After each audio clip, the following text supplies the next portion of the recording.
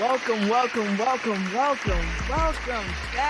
everybody, to another great episode of Beyond the Business. It's been a great ride. I'm having a lot of fun. I hope you guys are having a lot of fun watching. If you don't know, let me introduce myself. My name is Vanee Brown. I'm a public ally and a proud partner and a proponent of NFTE. So NFTE Southeast in particular, shout out to us, but every other region out there. Beyond the Business is just highlighting different segments of NFTE's curriculum and its people and how it operates, and shines a great light on the work that we do from day to day. Today, we'll be talking about how to build and sustain a business with a special guest who I'll get into. But before we do anything, students and teachers out there, please be sure to sign up for alumni.nifty.com to join our network, as we are doing a push in the Southeast for a certain amount of numbers because we want to grow and expand our community. Please click that link. I'm sure you guys can see it below, and let's get into it.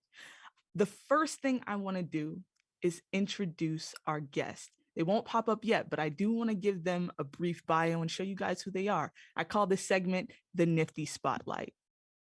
Production, let me know. Are we ready to go on the NFTE Spotlight?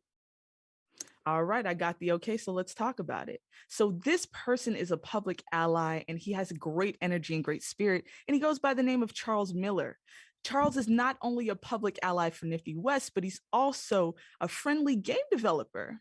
And in 2020, he graduated from UC in Santa Cruz with a passion for learning and improving on DE&I practices.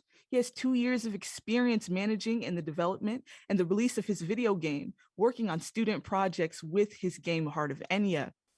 As a producer, he focuses on enabling collaboration amongst his teammates and on iterating for the development to meet his team's needs, which is great. Charles Miller, that's why I brought him on, because we're going to talk about how to build and sustain a team. Without further ado, let's get into it. The topic of conversation.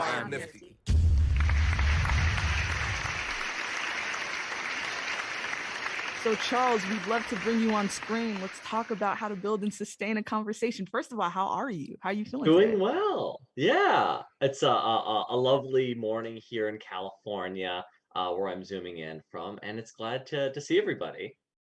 Absolutely. And we're glad to deliver this message to you. A couple of things about building and sustaining a team. We're going to get into it from our own perspectives. But Charles, I want you to talk a little bit more about who you are and what you bring to the table, your experience with NFTE, things like that. Yeah, I'm also a public ally working here at Nifty, as you can see. Um, uh, Glad to rep it, and talking about entrepreneurship and pitching yourself is what we help students learn. Um, so I yes graduated from UC Santa Cruz down in the misty forests of the Santa Cruz Bay there, and I have a background in game development.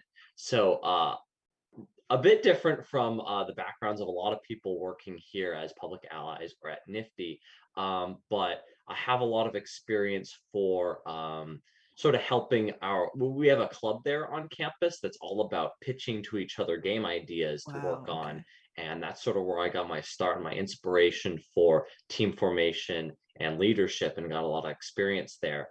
So with that sort of background of pulling together as artists to create our own little projects. I have some an interesting background forming teams Building, to make sustaining wonderful them. games. Yeah, and sustaining them. And love it. Why I'm Nifty. I'm definitely going to be plugging how to build and sustain a team. That's the topic of today's episode. I just want to get into a couple of points for me on how to build and sustain a team. So I started a production company with my friends, and what we do is we aim to amplify the voices of the Black and Brown community, which is a similar kind of mission statement of what you do through your gaming. So maybe there's some connection we can make there. Mayhaps. Yeah.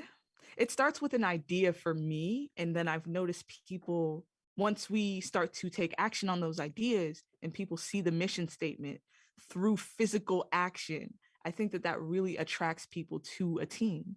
Absolutely. I That's honestly my biggest takeaway from forming a team as well, is that you need a defined mission statement of which to sort of get people interested, and also bring people on board about the what you're doing and the how you're doing. Right. So it's good to maybe say that a business plan, at least bare bones of it should be made so you know why you're doing it, what you're doing, and how to showcase people that you could bring onto the team, right? Exactly.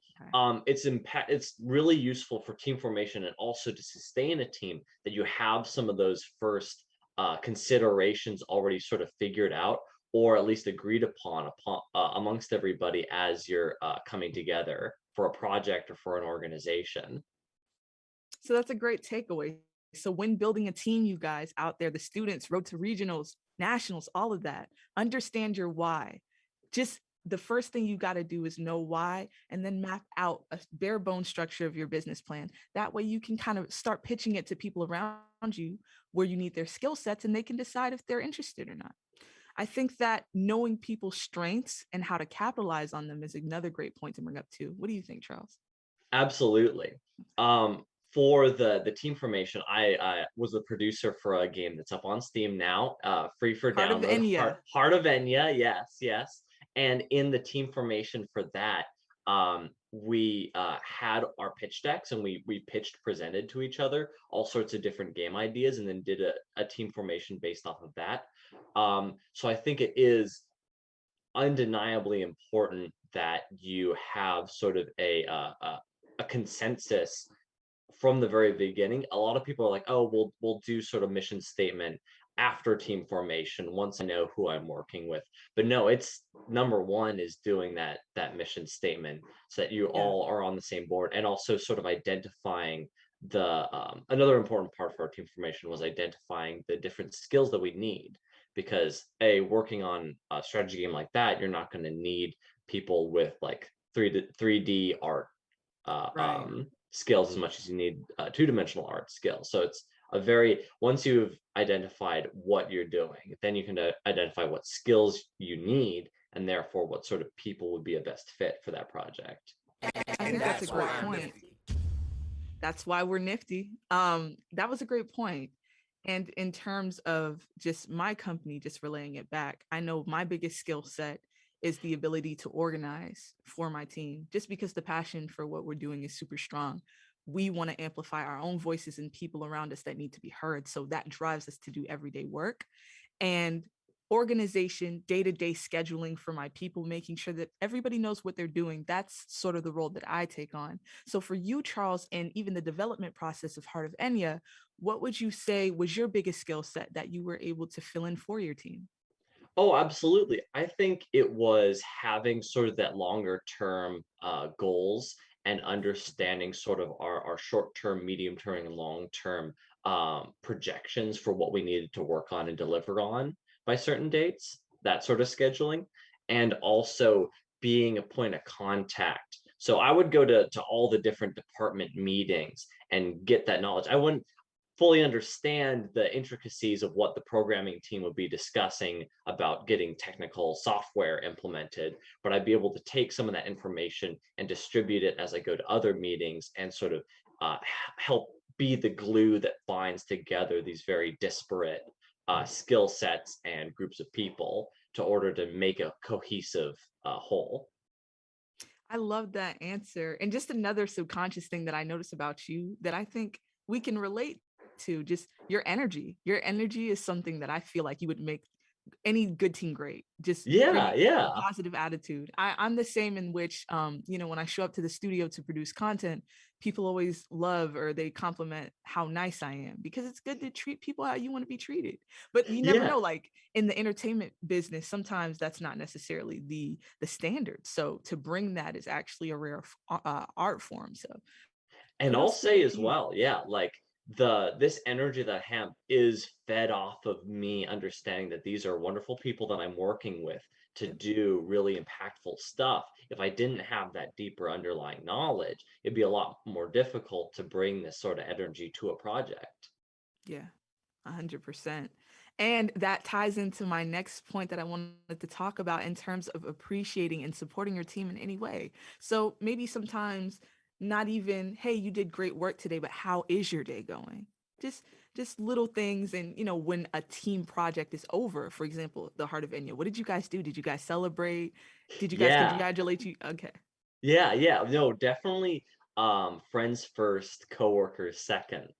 Okay. sort of Yeah. relationship. And I think it is like when I was first starting out, every meeting was like, all right, we have to get the minutes down right from like second one and be really productive. But then I started to realize meetings get a bit tense or whatnot. I was like, no, it is very productively important to have like 5 or 10 minutes at the beginning of each meeting just to talk about how your day is and to get conversational. Because I feel like if you can't tell a person or your boss or whatever about like how your day is, how are you gonna like tell them about very high stakes things about like deadlines Right. and all that sort of things if you have that sort of restrictedness. So all of that plays into communication is key. Yes. And sometimes it's so hard for at least, a lot of people out there to communicate from themselves. I know I struggled with that for many, many years. And you made the great point in terms of just speaking with your team members or to a boss, like, hey, I need to be able to talk to you about good things so I can talk to you about bad things Yeah. or challenging things, things that we might not know the answers to. I see in a lot of work environments outside of Nifty and the company that I work with is a lot of employees and people that work in a team have trouble doing that. So, how would you say we can get to that point if that's not necessarily the origin that we started from? Yeah, I think it's important to realize that a lot of a project and a person's work in a project is honestly in a larger scale kind of secondary to their more important life goals and things. And once you do that, you can start to identify, oh, are there other obstacles that are in their life? And then we can sort of move the project around that to accommodate them, such as like large things like, oh, somebody has a big test coming up. They're not talking about that because they're just focused on getting everything done. But me as a product manager, I can work around that. Like we have different things we can deprioritize and stuff. And then boom, their productivity goes up because they're not having to cut themselves short trying to do too much at once. So it's highly important to recognize that they will be prioritizing other stuff in their life and to work around that rather than just trying to pave over it. Yeah. I love that. Production, I need a that's why I'm nifty plug real quick. We're And taking that's a why I'm nifty. Yeah, that's And that's why that's I'm why we're nifty. nifty. that's why I'm we're taking nifty. Yeah, we taking a quick break. I want to plug in alumni.nifty.com. This is great information. And one thing about it, Charles is an entrepreneur, and entrepreneurs need to connect with other entrepreneurs. And we're doing that for you guys through the Alumni Network. Sign up, sign up, sign up. You get great incentives, and we'll get into that later. But Charles, getting back to you and how to build and sustain a team. For Heart of Enya, what was the most notable win and loss for your Hmm. for that process? The most notable win for sure was that we all had a positive experience even going through. We had to the project started in 2020 around February to March, going right Yep. into the pandemic, right into the start of it there. Wow. And we were able to still launch and make all of our deadlines, and nobody on the team was getting too stressed or pushed because of that, because we were being really mindful of all of everybody's needs on the team. We might have cut some features from the game, like scaled some things back, tweaked our goals, but it was all in service to a greater product and to a greater team in the long run. And you really got to be really strategic and really communicative about that to make those things happen. In terms of a loss, I'd say we had scoped our project and our team from the beginning with this pitch and this team formation to just be as a school project. So it's sort of because we hadn't decided from the very beginning about how we would do monetization or moving Mhm. past school, it was more difficult to keep things going and to that's part of the reasons that it's free on Steam. Also, I think we would do it free on Steam just for we want to get it into as many people's hands as possible, but we weren't able to do any sort of like tipping because I did want to get, cash back into the hands of these wonderful people who made this Right. wonderful game. But because of the agreements that we had decided at the beginning of the team formation, we hadn't factored that in at the start. So it was difficult to do that at the end, like 6 months, 7 months into the project, after everything had been sort of inexorably tied together. And that is a great point that I wouldn't have thought about past school, a school project. A lot of Exactly. times, a Yeah. lot of times, even down here when I went to college and we had team projects, um, some people just gave the work to other people and they just wanted to do the bare minimum and let it go. But it seems like you guys were different in the sense that you wanted to take it to that next level, that Yeah. creativity, in which I will do another show about how to foster creativity. But for now, it's how to build and sustain a team. Talking about the upside, we did that for you guys. And you guys, I hope you took away a lot of great points. But talking about the challenging aspects of having a team around, for me, I want to get into that and I have a few questions. I've noticed that when you have more than two people, there's so many ideas flowing around and there's a blank canvas of anything you can create, and it's like which way to go, who should we listen to the most, who's the leader. When you don't have a leader, sometimes things fall apart. So Charles, what do you think about that? So an interesting point with that, um, as part of our team sort of structure for Heart of Enya, we had a creative director who is Tino Abate, who you'll see in the credits there as a creative director, and also our technical lead. She's fantastic. Um, and also me as a producer, that having a creative director who's making those creative decisions, who has the vision of what this game should be, and then having that separate from the person that's deciding the product deadlines and things and what to cut, is a very important sort of division of power that you need, at least for creative projects, in my experience, where having sort of the soul and having the sort of how it, like the structure of it is sort of separated a bit, is very important, because um, I was a doing both for a previous project, and I ran into a lot of trouble with that, where Mm. I would go so hard for making sure that the vision is complete, that I forgot about the logistics of how to get there, becoming an obstacle for the vision itself. Wow. Yeah, I have to say that I agree in terms of that specific piece.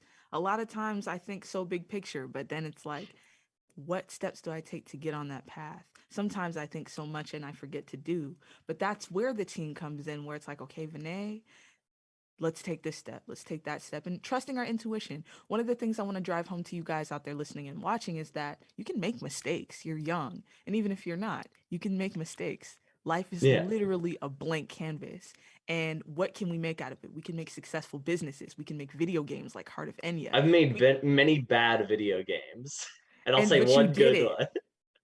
but you did it, and Yeah, that's the yeah, thing. A lot of times we get caught up in the whole, but what if it's not good enough? What is yeah. good enough?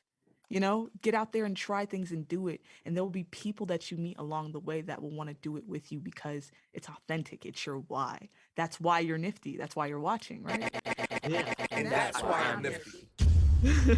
I already absolutely. know. I already know. And then the last thing I'd like to bring up is just, has there ever been a point where you had to break away from a partnership with the team? At what point do we decide as leaders or even a member of the team, is it time for me to leave? Is it time for somebody to be removed? What do you think? Hmm. Um, it's interesting because um as a producer, I'm very focused on like those deadlines. I think after you've made it's key to do retrospection about a project at any key point that you have like some sort of minimum viable product or some new iteration on it, and be like, is this going in a direction that still meets our original, as we're going back to the original mission statement, is this something that's still meeting our original mission statement? Should we change the mission statement? Are we going for something else now? And then being retrospection is very important, but often underlooked, I feel like, in a lot of organizations or product developments, because it's not meeting a deadline. But the question is, should you meet that deadline to begin with? Is this something that you actually want to complete with those specifications? And answering that earlier rather than later is extremely important, so that you're not putting time and energy into something that isn't moving something forward that you actually care about, or isn't sustainable. And I feel like it's very important to be realistic about what you're capable of at a time. And if you're realistic with that, then you can start tackling things that you'll actually care about rather than sinking time into things that won't pan out or will pan out but be something that you don't want in the long run.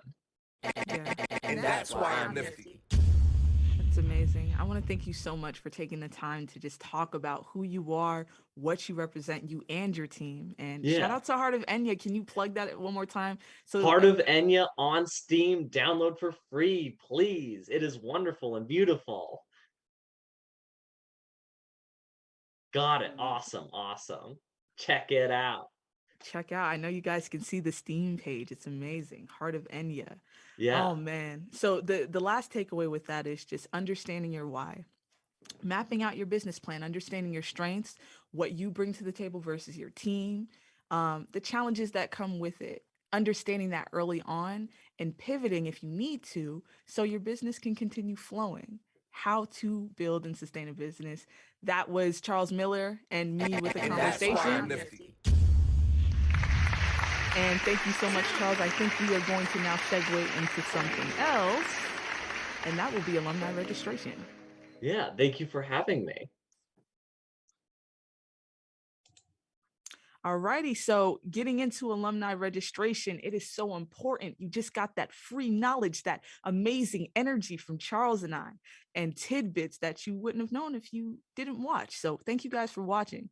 Be sure to sign up to the alumni network, alumni.nifty.com. And also the raffle. Shout out to all the teachers that have entered their students in. We see you, we love you, we appreciate you. You guys are in the running to win $100 worth of gift cards. Now, for students, if you sign up and we happen to draw your name in the raffle, you're up for winning $50 in gift cards as well. So don't forget to sign up. I say this because you get access to all the resources that the Alumni Network has to offer. You get free resources to programs. You get scholarships like, I don't know, $10,000 of scholarships to Syracuse. You get internship opportunities. As a matter of fact, the Southeast is running campaigns and they're looking for some interns for this summer, $15 an hour. I did it. Amazing. Also, networking events that we're having, like the gala. I'll get into that in another segment, but also a growing community that supports you in anything that you do. You're able to connect, get access to different alumni from different years and what they've been able to accomplish. We're plugging it because it means something to us, and we hope you sign up. Thank you so much. That was the alumni plug, alumni.nifty.com. And that's why I'm nifty. Now I'm transitioning into a segment that I am taking over, Nifty News. Let's get it. Production, let me know when we're up. We're up. So I can't start this without giving a huge shout out to my co-host Samia, as she could not be here today. Please be sure to send her well wishes and energy, as she is on a different journey that cannot allow her to be here at this time, but we're going to keep it rolling anyway. So with Nifty News, I want to update you on things that have happened in the past and the things that are coming up in the future. First, I want to talk about the Founders Forum Showcase. That took place last night at around 6 o'clock Eastern Standard Time, with people from all over the nation coming together to hear alumni, alumni.nifty.com, alumni from Nifty pitch their business plans, and it was a competition for a pool of $10,000. Now, I happened to be a part of this event, and I tell you, it was amazing and beautiful to hear and see different business plans from people from different years that contributed to Nifty in some way, somehow. Now, I want to give a huge shout out to Daniel McVeigh, Kristen, and Javon Howell, as they will be moving on to the final round of competition for Founders Forum on March 23rd. They had amazing businesses.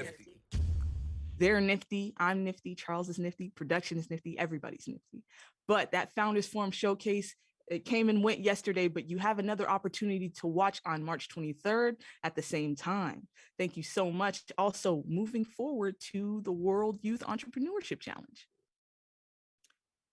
So with that is happening April 6th to April 7th in New York. And it's also a virtual opportunity. So we have students who plan to pitch from all over the globe, not just the nation. We have people from Ireland, the Philippines, and more coming together for a business plan competition. And this is the first of its kind.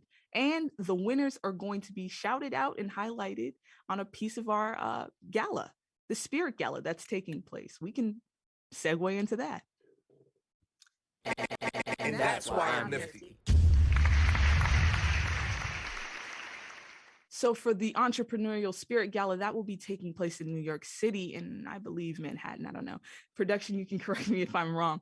But April 7th in the evening, we will be having Nifty's 35th year anniversary Entrepreneurial Spirit Gala in New York. And all types of people will be there. Big names, big people, and Nifty will be there to highlight and honor and support our people that continue to support us year after year.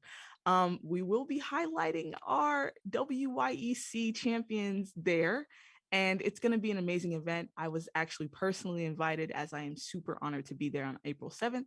That's what's going down. And that's why I'm nifty.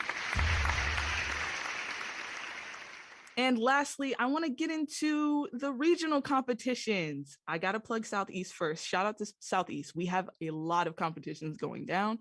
The initial deadline for submissions is April 11th. So teachers, please get back to us. We've been trying to reach you about if your students will be competing in the regional competition. We want to see you. We want to hear you so we can adjust accordingly. Also, the final competition and rounds from people from all across the nation, students from across the nation, will come together for a final competition round between the months of May and June. So we're looking forward to that. We ask all volunteers, teachers, and students, if you just want to be a part of the event and watch it live, you can do so. And we'll have that link later down the road. That's it for Nifty News. Thank you so much. And that's why I'm nifty. Big shout out to Sonia. I hope I did her justice. You know what?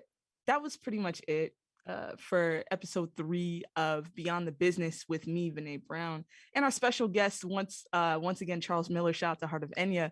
We've been doing a lot of restructuring in just terms of how we want things to run, what information we want to provide to you guys. The biggest takeaway every day or every episode with the show, even in season 1, is to be your most authentic self and make that shine through innovation. Doesn't have to be business, but we want you guys to keep going with anything you want to do, and we're here to support you along the way. So with that being said, I want to give a big shout out and thank you to the Southeast team, the production team, to Charles Miller, to everybody watching, teachers and students, alumni.nifty.com. And with that being said, that was episode 3, how to build and sustain your business, and I'm out. And that's why I'm nifty.